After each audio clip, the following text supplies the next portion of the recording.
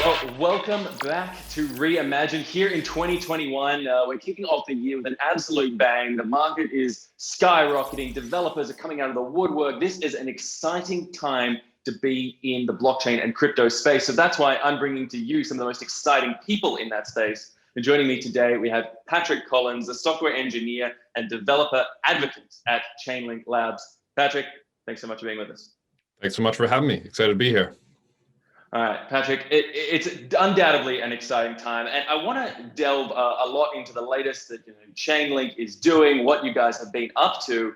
But before I do that, I want to start off with something a little bit closer to your heart, a recent article that you wrote, 6 reasons why you should become a blockchain engineer. Now, here at REIMAGINE, we're always looking to pinpoint the advocacy, get the new professionals in the space and get the next generation in. So if you could, for some of our viewers, summarize a little bit of your arguments there, why should people be becoming software engineers so specifically and so nichely in the blockchain space? Yeah, for sure. So and so for any of you who are watching, you want to check that article out. It'll go a little bit more in depth than we're going to go here. But I mean, I started off that article too. I said, hey, a little bit coming from the heart a little bit. This space is so much fun and it's so cool, and you get to meet and work with amazing people from around the globe. And that's just that's literally just like the intro from kind of like the emotional side. It's a super fun space to work in. But there's more than just it being a fun space, right?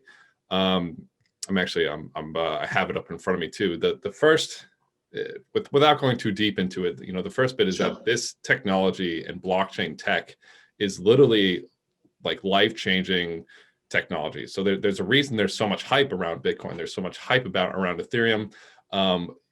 We have the potential to literally re-landscape the entirety of financial institutions, how humans create contracts and agreements.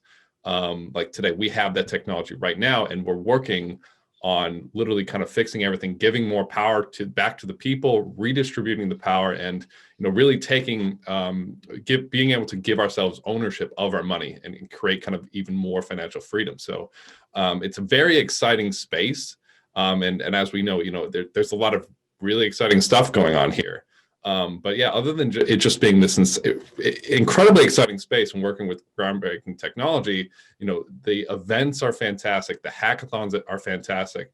There are a lot of people who careers and salaries are doing really well. If you go online and you look at like what's the average salary of a blockchain engineer, yeah, it's really good. It's this super fast moving space. It's this insane environment, and it's a ton of fun.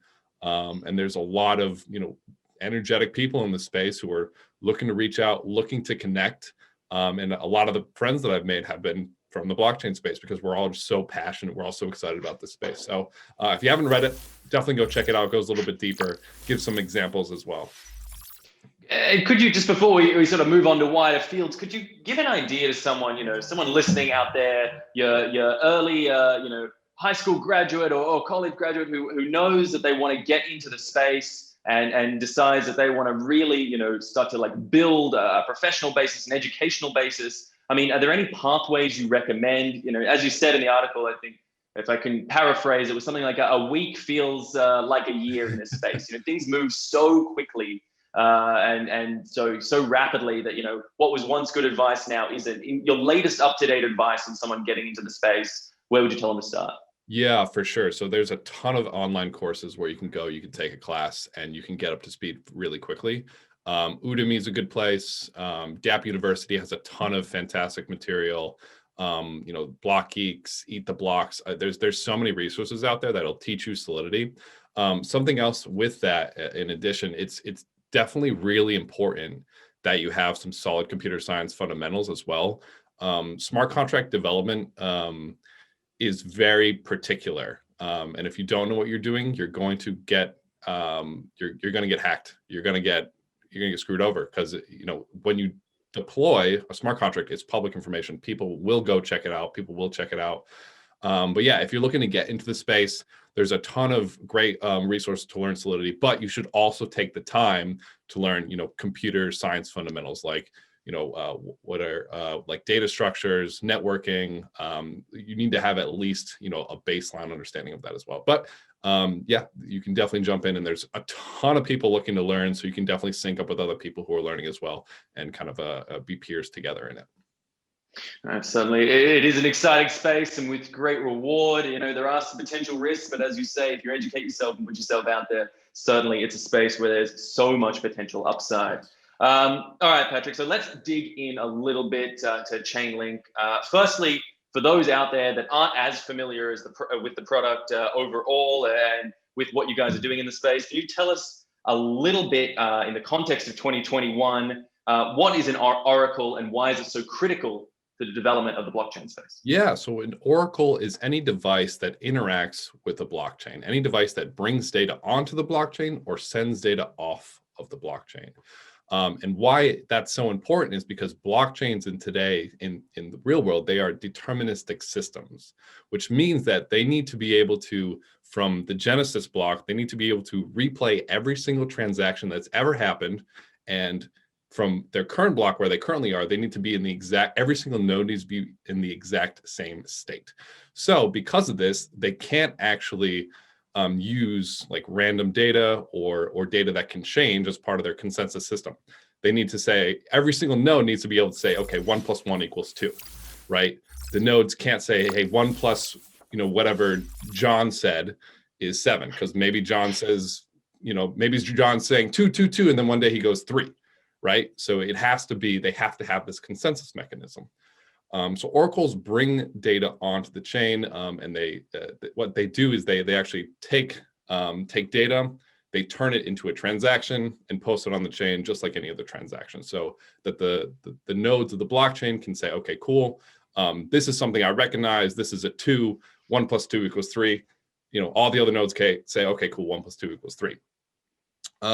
Why this is so important is because having a blockchain is great, right? You can do token transfers, we can have Ethereum, we can have all these ERC20s, but we can't really do anything interesting outside of kind of token transfers, right? We can't have these smart contract, these agreements without real world data, right? We can have agreements that says, hey, I'll send you 20 Bitcoin just because, right? But we can't have an agreement where it says, I'll send you 20 Bitcoin right, because you're my landlord, or because you're giving me like some groceries or something. Obviously, if you're paying 20 Bitcoin for your groceries, there's an issue there, but that's beside the point. You're way overpaying for your groceries. But so oracles allow data to come on chain, and so the smart contracts can do what they are really supposed to do, which is re-landscape the way we do agreements and the way we have contracts into these superior digital agreements. So that's why oracles are so important, because they take smart contracts, they take blockchain from kind of being this token transfer thing to being a way for us to interact in a trustless manner in today's day and age. Hey, Patrick, if I want to buy 300 bottles of Dom Perignon, every week in my grocery list, that's my business, not yours. That's absolutely my business. No, but all right. So as we understand it, oracles, this is where the rubber meets the road. This is where the blockchain interacts with the real world and really gets that information across. So, we're here in January 2021. We like to look back over the year that was and sort of do a little reflecting. So tell us a little bit, in 2020, what were some of the new data streams or some of the key sort of developments in those sort of Oracle data streams that you were able to get online over with Chainlink? Yeah, for sure. And so something else just real quick important with the oracles is, having a single centralized oracle is something that we want to avoid. And the reason I want to just preface this is because it's important to note your oracle system needs to be the same as your blockchain system. So like Ethereum, a Bitcoin, these are decentralized networks, and the logic is decentralized. So your data also needs to be decentralized. It needs to come from a decentralized network. This loops back into the question I asked, the question you just asked, I promise. The reason that it's so important is because spinning up these data feeds, you need to get a decentralized network of independent node operators to supply this data. So a lot of the data streams that we spun up this year were financial data, like crypto, the price of Ethereum, the price of Bitcoin. There's a ton of different tokens. If you head over to feeds.chain.link, it has a really sweet visual of all the different feeds that have been spun up. But on that too, you'll see all the different nodes that are actually supplying the data. And you'll see they're all independent node operators. They're listed on on node listing services like market.link. But yeah, the main types of data that were spun up is this pricing data, which has been used to power like half of DeFi. I think it's this is going to be an approximate something like $10 billion worth of DeFi money is being secured by Chainlink oracles. So most of it is pricing data. There are also some really interesting bits of data like what the current fast gas price is, or we've seen like with proof of reserve, how much like TUSD has in its reserve, for example. So that is one of the newer ones that we actually spun up, which is really cool because you can see, okay, cool. This is how much TUSD actually has in its treasury, and you can kind of do a little bit of math to figure out, okay, are they on? Is there too much TUSD, which is really cool to see. So that's what's been going on. Absolutely critical stuff. Actually, making sure that the financial system is accountable, and as you say, that decentralized point. Otherwise, you just bottleneck the information, right? I mean, here we are trying to create decentralized systems. If we have all our oracles in a centralized point, we just create bottlenecks, correct? Right, and you create this huge point of failure, and we've seen a ton of attacks actually. This year, November in particular, I think, so I wrote, I have a website called preventflashloanattacks.com. I went through all the flash loan attacks that recently happened, and half of them were due to the fact that they were using centralized oracles. And the centralized oracle got attacked and they lost millions of dollars. And so it's an unfortunate lesson that us as an industry had to learn. You can't use centralized oracles. You're just asking to get owned. Right. Absolutely. A key lesson in the space that, says as much as we're aware of what's going on, there's always improvements that need to be made and always developments. All right. So Patrick, in that vein, there have been what have been terms of extreme infrastructure events that took place over 2020. We're talking extreme gas spikes, Ethereum hard fork that briefly took down certain other networks. What can you tell us about what Chainlink learned through those attacks, how it survived, and what operating procedures might have changed and developed from that? Yeah, for sure. Yeah, 2020 has been a crazy year. Which, I mean, welcome to crypto, right? But yeah, so the fact, so there was Black Thursday actually back in March, where gas prices went insane. With the uni airdrop, gas prices went insane. There's been a lot of events where something happens, gas prices go insane. It was fantastic to see all the node operators with it, right? They were all aware. They all jumped on. They have really strong monitoring, and because of how Chainlink was built, and because of the way that the transactions are made, the system carried on, right? It kept going, kept pushing, and was able to keep all of its price feed or all of its services online, which was fantastic to see. The other thing too was, okay, cool, these events are going to keep happening. How do we look forward? How do we start anticipating what's going to happen? So definitely a lot of there have been some changes to the way the way day-to-day monitoring goes due to these, like maybe I mean, the easiest one is that the node operators will have a wider tolerance for how much they're willing to let their ETH balance go, just in case the gas spikes up to a point where they're gonna have to spend a ton of gas. But yeah, it's been more like, I wish I could say like, here was the one thing that we changed and everything's better, but it's really been this iterative process. Okay, cool, gases are spiking right now. How do we change this to be a little bit better? Or how do we adjust the gas tolerances, or how do we adjust how often we're going to pull these APIs? So one of the biggest improvements was moving from this might be too in the weeds, moving from run log jobs to Flux Monitor. I won't go into really what that means, but I'll say that the next step after Flux Monitor, which has kind of come up from all the events, is going from Flux Monitor to OCR. OCR stands for off-chain reporting. This is what's currently being worked on right now and being tested right now, and it's going really well. So right now there's a really important piece is all the data needs to get aggregated. Because you're bringing so many different nodes, each node saying something different. You have to aggregate those nodes responses. Right now that happens on chain. Obviously, since it happens on chain, it's much more gas inefficient because every node has to make a transaction to report the data, and then you need to do the computation to actually aggregate all the data. So the next step, the next phase is this OCR, this off-chain reporting, where the nodes actually talk to each other off-chain, and then in one transaction, they send the aggregated response. So this is going to drastically cut down on gas and just and make it way easier to make it more secure, more decentralized, and way cheaper at the same time. So we're really, really excited about that. Yeah, Patrick. Conversely to what some might say, I think it actually fills me with confidence to hear that this is an iterative process and not that there's some big grand solution. I mean, if there's a big grand solution, meant there was a big grand hole, and I sort of feel like there's a maturity in the space that says no, the big holes are being patched. And here we are just finding the little spots here and there where there are issues. I mean, is that what it feels like from your side? Yeah, that's really what it feels like. It's like there's okay, cool. There was something that happened here. Okay, we'll tweak a dial basically to make it better. And yeah, that's spot on. Just this very iterative process, this very calculated process. There's some really, really smart people working on this who are taking the steps to kind of have this anticipation.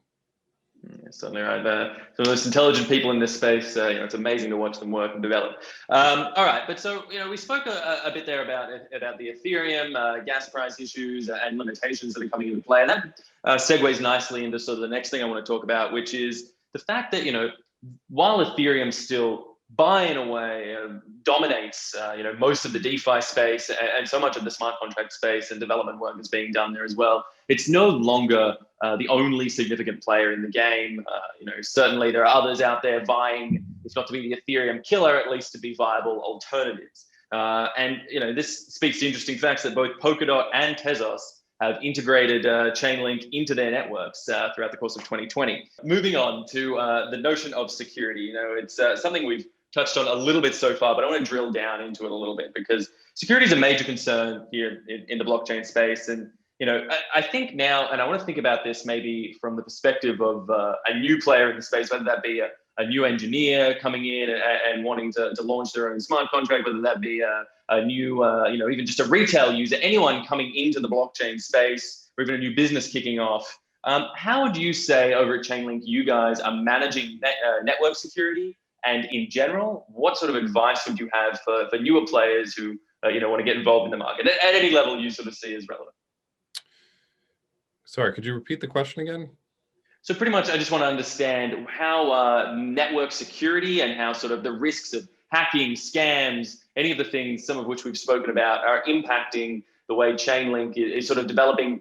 And again, just within the context of the hype cycle that we're seeing in the market right now with so many fresh faces. Yeah, so from like an engineer perspective, all like networking and security fundamentals apply. I mean, at the end of the day, Chainlink and blockchain, it's a technology, right? It's the difference is that it's kind of this it's this cryptographic Internet of Money thing, but at the end of the day, it's kind of everything that you learn in your computer science fundamental classes is applies here. Having encrypted HTTPS. Not exposing your private IPs of your databases. Like, I would say just everything that you learn and just pay attention in your networking class, pay attention in your security class. Just one other thing too. The other thing that is really important is when you're building smart contracts, when you're working with smart contracts, you always need to get an audit before you go live, before you go mainnet. And you have to think a little bit differently in terms of the money aspect. If you have like your systems and stuff, yeah, that's where all like your networking and stuff comes into play. But when you're deploying your smart contracts, you got to keep in mind people are going to try to I don't want to say hack the network, but they want to gamify it, right? You're saying here, in Ethereum and smart contracts, code is law. So if you say, here's the code, somebody tries to attack it, they're going to say, well, your code allowed me to do it. It's not my fault. It's your fault. So this is why the audits are so important. And then when Chainlink is developing, when Chainlink is building, it's really on just making sure that data is diverse. It's that the node operators, there's enough node operators that the system is decentralized, and it's really just making the system as decentralized and as robust as possible in that sense.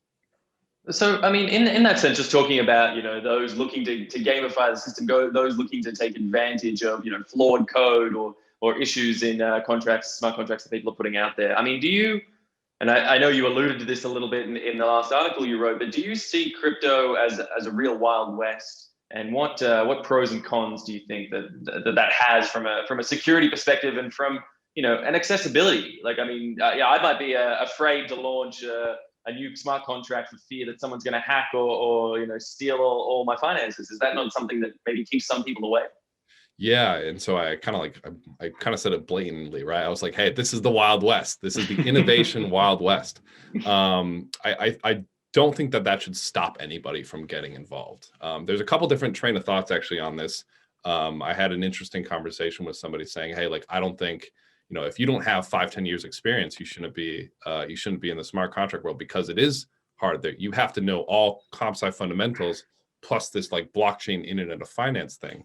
I actually disagree with that. I actually think anybody, and these are kind of my own personal opinions here, I think anybody should get in space. I think it's a great opportunity to learn all that stuff, because you have to learn all that stuff. But just, if you're trying to go live and you're trying to actually go from, kind of tinkering and Wild Westing to, hey, like, I want to start supporting people's money, I want to start, having a real protocol, you just absolutely have to do your due diligence, and work with, some of the best auditors and work with some of the best people in the system to make sure that everything is good. So yes, when you're going live, it is a little bit harder, because there's not room for mistakes, because you will get hacked, you will get attacked. However, if you do it right, you can build something amazing. I mean, I like to use 1inch as an example, or Aave or synthetics. These were just projects 2-3 years ago, right? Like 1inch went to a hackathon, and now they're like one of the biggest dexes out there. So I definitely don't let any of this discourage you. Jump in, start tinkering. That's how you're going to learn. You're going to run into these issues, you're going to learn about them, and you're going to get better. So. And who, I mean, I guess for a new developer out there, obviously the question is going to be, who do they trust? Who are they able to actually turn to when they're trying to do this tinkering and finding out? I mean, is the community at large, in your opinion, trustable? Can you turn to your fellow man, or is this a trial by fire? You put your code out there, and if someone hacks it, you've done screwed up, and you've got to start all over again. I mean, how does the process work? Yeah, one of the best parts about the blockchain industry, I think, is the community. I think the community is super welcoming, and really looking to help each other build and grow. So I think for the most part, yeah, you can turn to your community. There are enough, I don't want to say like figures, but like figures at this point who are trusted, who, you can go to them for to learn about Solidity, and then there are like trusted auditors and stuff that do a good job, and we can see a record of that. It's actually an interesting thought, because I actually recently put out like hey, like just a quick idea, like, wouldn't it be so cool if we had a decentralized auditing service? That would be wild, because then you wouldn't even have to have I mean, because that's part of what smart contracts trying to solve, like this issue of like, who do you trust? It would be great if we had a decentralized version of this. But so all you new engineers, go build that. That's your idea, that's your alpha leak. But yeah, so I think the community is a great way to connect with other people looking to build other things. There's definitely a little bit of trial by fire. I mean, that's just every technology, but yeah, the community is a great place to go. So, I mean, again, talking about drilling in on Chainlink yourselves, you guys grew the team a decent amount in 2020. Any sort of points you want to hit on the new team members, and any sort of key developments there within the team itself? Yeah, I mean, I'm one of the new people for 2020, which is crazy. Although I've been working with the technology a lot longer, though. Like before I joined the team. Yeah, there's a lot of new people, a lot of really bright people, a lot of really energetic people. Yeah, I have nothing to say but positive things. Just really excited to work with all these really brilliant people, and excited and grateful that I get to work with them. Certainly, it's a important thing in this space, as we said before. So many bright people, so many intelligent minds coming into the space. It's a bit of a brain suck out of some of the other industries out there, but all for the better. Mm-hmm. All right, so in that sense, looking a little bigger picture then, 2020, undoubtedly a bit of a historical year in the landscape of the crypto world. I think one that's probably going to go down in the history books. The industry's changed, no doubt, even just seeing this over the course of the last year and a bit longer. But, there seems to have been a sense of maturation, a sense of consolidation that's occurred throughout the space. Looking ahead throughout the 20s as they remain, the 2020s I'm talking about, where do you see Chainlink's role, sort of continuing on into the next, we don't have to project out to the decade, but into the near future? Yeah, so there's a ton to talk about here, so I'll try to be cognizant of time. But I mean, first and foremost, it's going to be continuing to secure decentralized data to provide for DeFi. Right now, that's kind of Chainlink's B&B, is all these price feeds is giving you this definitive truth about what the price of an asset is. So continuing on and keeping that being robust, expanding the data diversity, so bringing on new types of data. Maybe you want the price of some random stock or some random asset or something. It's going to be expanding that data diversity. So with that, Chainlink's key role is to just keep being super secure and super decentralized, and getting more secure and more decentralized and more data. And all of this is for not only DeFi, but for the industries that will pop up next. Now, that's kind of the question is, okay, well, what's going to be the next hot thing? Right now, DeFi is like this amazing thing that we have, and it's this amazing breakthrough in the fact that we can have like a decentralized banking, borrowing, lending service. It's like, anytime I reflect back on it, I'm like, wait, is this real? Like, how does this even happen? So it's going to be making sure that the system stays really secure, really decentralized. And then I think the next bit is going to be, helping give data to whatever the next big thing is. Maybe NFTs need to pop off, and maybe those NFTs need a decentralized definitive truth of, maybe their token URI, or maybe that NFT is going to reflect to like a ticket concert or something. I would like to see some more like Internet of Things stuff up. Internet of Things pop up, like maybe more like weather data, so that you can have like more of these. I know like Arbol, for example, is a company that's working on something like this, where they actually have smart contract, an insurance smart contract for like farmers. Whenever the weather's bad, it'll automatically pay them out, which I think is a huge improvement. So getting more of these Internet of Things so that we can have kind of this more real world data, I think will be interesting.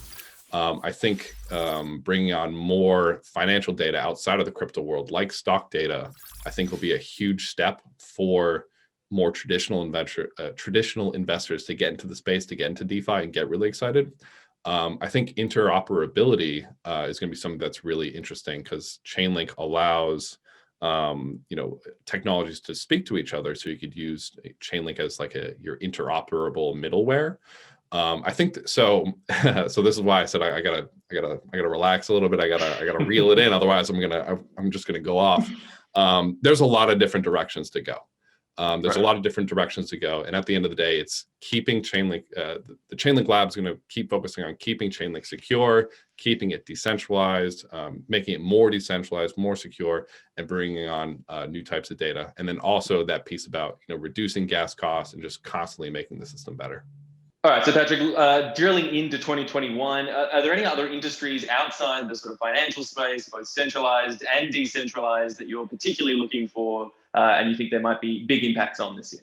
Yeah, for sure. So definitely the NFT space. I mean, I think there's a ton of really cool work being done, like OpenSea, Rarible. There's all these platforms where you can sell your digital art, which I think is insane. Some of the numbers on the digital art has kind of floored me. I'm like, well, somebody bought that for that much, but these unique pieces I think are really cool.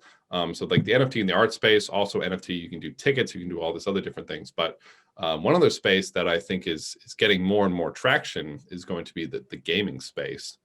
So being able to kind of port over your items from one game to another, that's kind of like gaming plus NFT. I think that's going to be really cool. Having kind of these provably fair games, I think is going to be really exciting. I know in the last couple of years, loot boxes have actually gone to like political systems and governmental systems where they actually like argued like, are loot boxes legal? Which is kind of like, it sounds a little bit silly, right? But it's really like, hey, are you taking advantage of your consumer, saying like, hey, you know, give us 5 V-Bucks or whatever, and we might give you a skin, right? So having kind of transparent randomness is really important, and you know, randomness in general is just really important for gaming systems. Obviously, randomness on a deterministic system is not possible, which is actually another one of the key pieces where Chainlink actually comes in.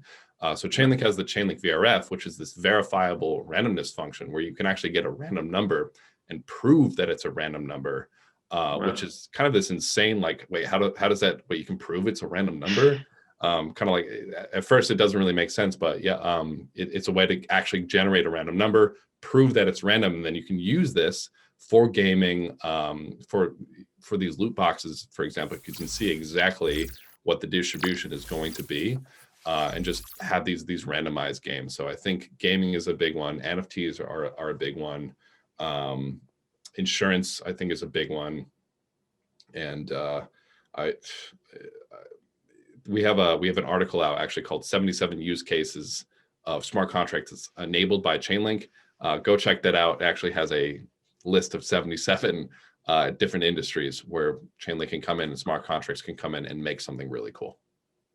And just thinking about that as you're speaking about it, that verifiable random number idea, I mean, that seems to me to have theoretical applications that are potentially massive. I mean, just in terms of ensuring equal distribution, you know, fair allocation, you know, even something as simple as, let's say, the current vaccines that are being put out for COVID. If you wanted to ensure that you'd say to people, we're actually distributing this randomly, we're calling you up on a random basis and ensure that that's actually true. I mean, and that's just me sitting here thinking about this. I'm sure you guys have thought of a million different applications well above and beyond. It seems like such a powerful tool. Yeah, that's spot on. Like, there's been corruptions in like lottery where, you know, having a VRF saying, nope, you know, you can see the code, it's verifiably random. You hit on a really cool one actually that I think isn't talked about enough, is like the application in the medical world, getting like a random sample. Here are the people that we're going to give the placebo to. Here are the people that we're going to, you know, here's how we're actually going to split it up, and do kind of the computation for like building your models in a truly randomized manner. I think I think you're spot on. The theoretical applications are kind of are limitless, and I'm just really excited for the people to kind of come in and start building them. So again, for those of you engineers watching, jump into a hackathon, play with all this stuff. The ideas are like, the industry is literally like thirsting for people to come in and build some of this stuff, because there's just so many different directions you can go. You know, be the first one to build the thing. So jump in. Yeah, a powerful lesson right there. Be the first one to build the thing. No, seriously, that's brought down to its bare bones. It's 100%. Here's the space. Here's the sandbox. Yeah. Go do some bloody building. Yeah, maybe I could say it a little bit more eloquently. Be the person to build the thing. I don't know if that. I like it. No, maybe that's perfect. You keep it simple. I think that it keeps it simple. Build the thing. It's a clear direction. We don't need to fuss around with any fancy words. I think it's a good motto to live by. All right. So if you could boil it down, one highlight for 2021 that you're looking forward to, just that like you're like, you know what, this is the year for X. What's that X? The year or the decade? Which one? No, let's say year for now. I have one follow-up question after that, but let's stick with the year for now. What if we're going to do year? It's going to be the year of data diversity. Okay. Year of data diversity.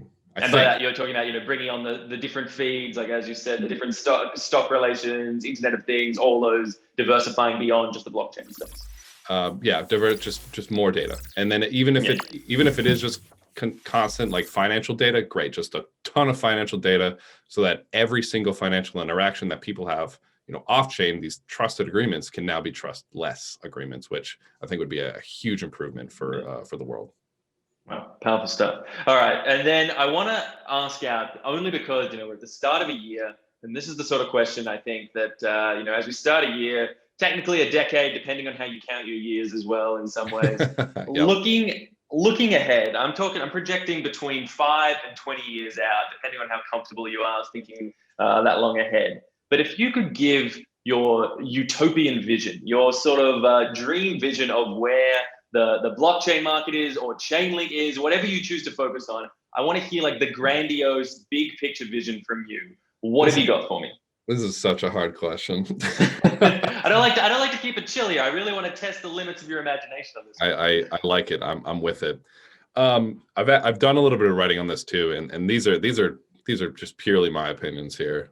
This is just me. This is all Patrick. I would love a world in 10 years at the end of the decade where our financial institutions are these trustless agreements. Like everything is moved over to kind of this bankless world. So I worked at a hedge fund for a couple of years, and I got to see and interact like firsthand, like how they operate. And I've done a lot of reading. I've interacted with a lot of people in the space. There's a lot of things that needs to be better in our current like financial landscape. I mean, the fact that 2008 even happened is insane, right? The fact that it's absolutely insane.